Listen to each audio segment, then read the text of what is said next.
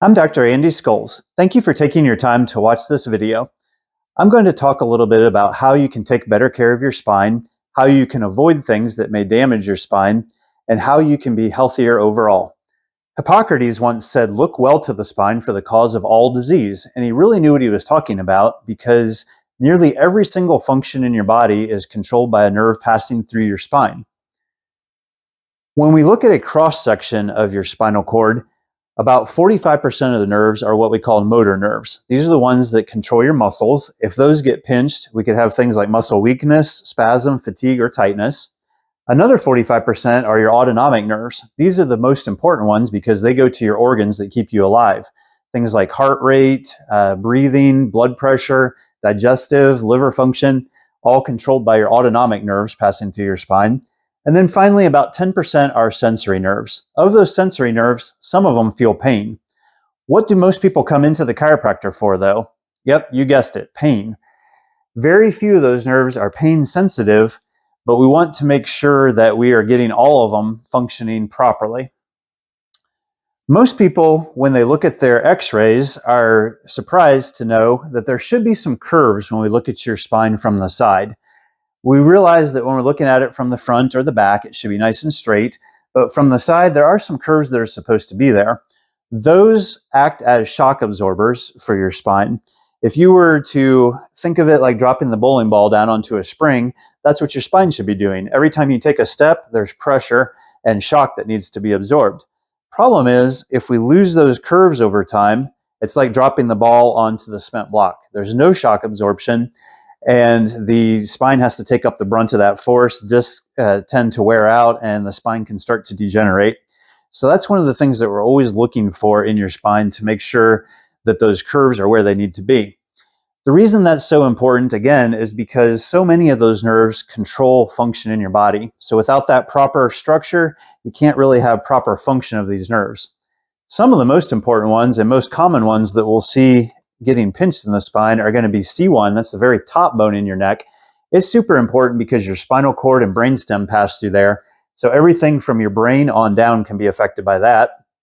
Right up here between your shoulder blades, these nerves go to your heart and lungs. If those get interfered with, it can lead to things like high blood pressure, low blood pressure, difficulties with the heart or breathing. And then finally down here in the low back, these nerves go down the legs, can cause sciatic pain, can cause digestive issues, even reproductive problems in both men and women.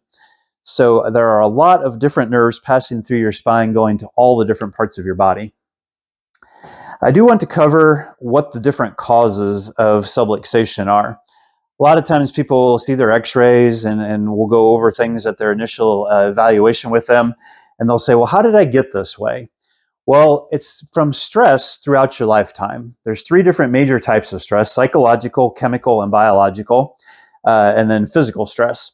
These three different types of stresses building up in your spine and in your body over the course of your life is what leads to where you are now. So the emotional stresses are things that stress you out emotionally. Maybe it's things that make you angry or scared or sad, frightened. Think about driving in the pouring rain and really heavy traffic. What happens to these muscles up here? I know in me, I get really tight and tense, and that pulls on the spine up here. You end up with high blood pressure, maybe rapid breathing, sweating.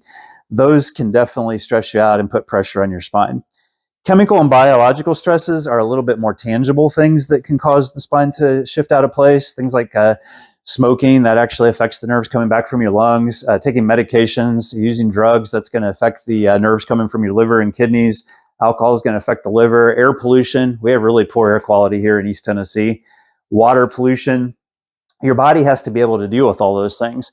This one's really important. Viruses, bacteria, molds, fungi, these things are around all the time. They're in this room right now.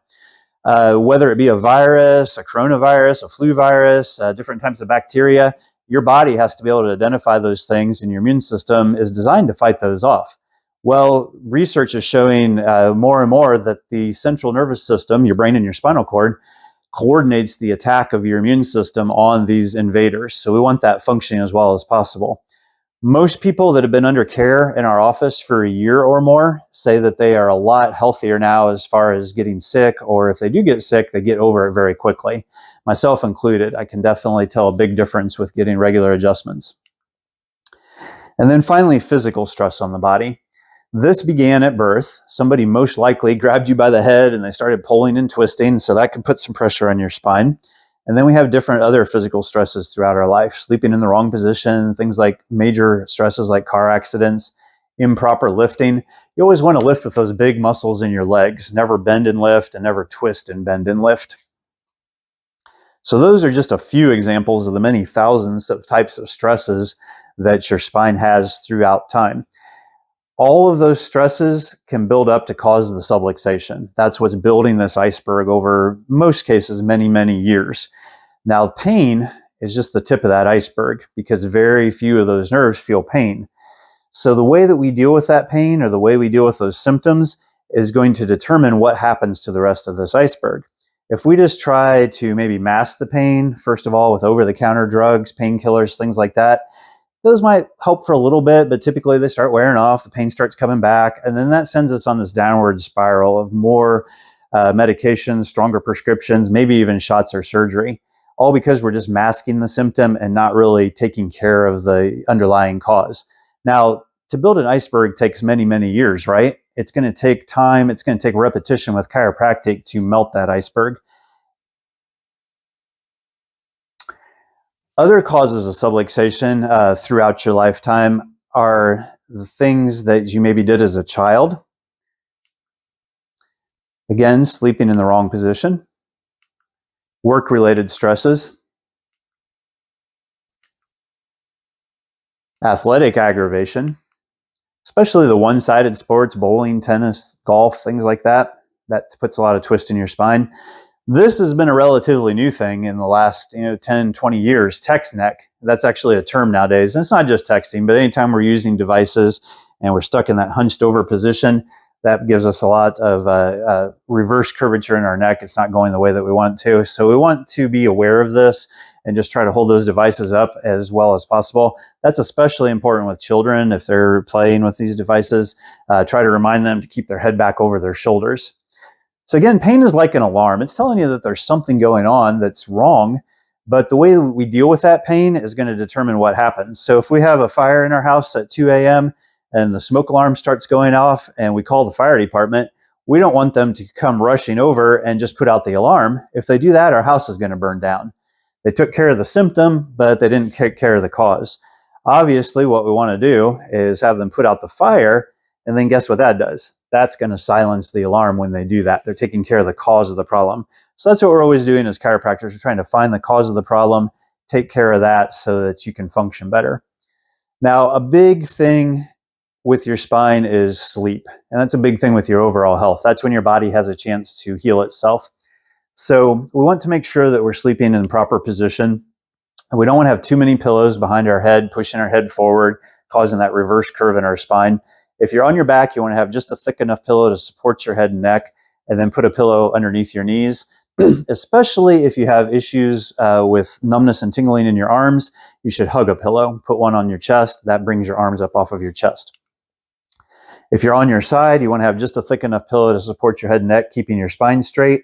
Put a pillow between your knees so that you don't cross one leg over the other. And then again, hug a pillow. It's not in my picture here, but hug a pillow. That keeps you from bringing your shoulder up over the other one. It's a lot like wearing braces on your teeth. If you or anyone you ever knew wore braces, on average, it takes about 4 to 6 years to correct teeth that are just out a few millimeters. With the spine, it's out a couple of inches. I've never known anybody with that big of a gap in their teeth, right? That'd be clear across your whole face. So it's going to take time. It's going to take repetition. And just like braces, if you were to take braces off too soon, your teeth move back out of place. So the same thing happens with the spine. If we follow adjustment schedule, get things lined up, but then we discontinue care too soon, it can move right back out of place. So we always recommend corrective care, and then we follow that up with wellness care to keep things lined up the way that they need to be. If you think about maintenance being like car maintenance or house maintenance or things like that, you want to maintain your car, you want to take care of it so that it'll give you a good long life. This is a 1973 Mustang. It hasn't been taken very good care of, right? This is also a 1973 Mustang, a lot better shape. Which one do you think is going to be more enjoyable for its owner? I think this one for sure, right? So we want to take care of things. With a car, it's pretty easy to replace parts. We can replace the whole car if we need to. With the spine, I don't think any of us want to have surgery to replace any parts, and there's no such thing as a spinal replacement surgery. I don't think there ever will be in our lifetime. So we want to take good care of it so that we can enjoy it and use it, and it'll give us a lifetime of good health. When I was at the beach one time, I saw an elderly couple playing with their grandkids, and I thought, I want to be that way when I'm that age. I don't want to be in a nursing home. Who does, right? We all want to be out having a good time and being able to enjoy our lives. So whether it be, running on the beach with your grandkids, playing golf, community service, helping out with maybe baseball teams, things like that, whatever your passion is, a lot of times it is dependent on your health, and you want to be able to do those things. So one of the coolest things about chiropractic care is that not only does it add years to your life, but more importantly, it adds life to those years. So we just really appreciate you being here today and choosing our office for your chiropractic care. And we really look forward to you having a healthier spine throughout the coming years.